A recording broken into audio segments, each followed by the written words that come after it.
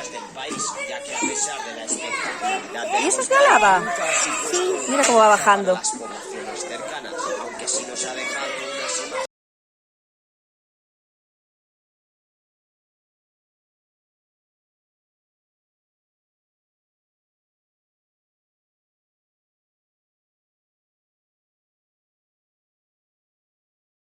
La lava ardiendo ilumina el pueblo de Grindavik en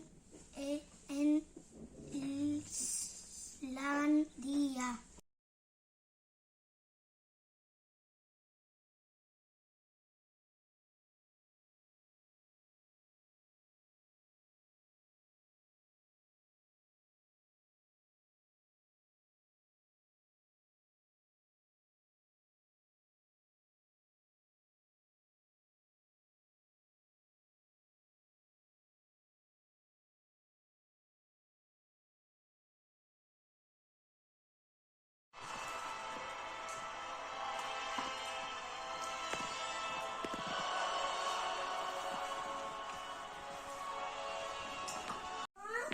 Irene y Anara.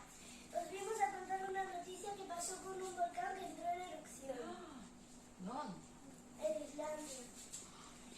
Madre mía, es verdad que hablo soltero.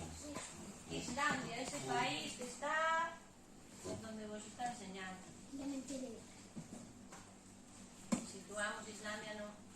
¿Cómo se llama esa bola que llega a ella?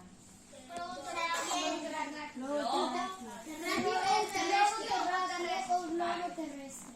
Muy bien, pues Islandia está en el hemisferio 2 o en el hemisferio sur.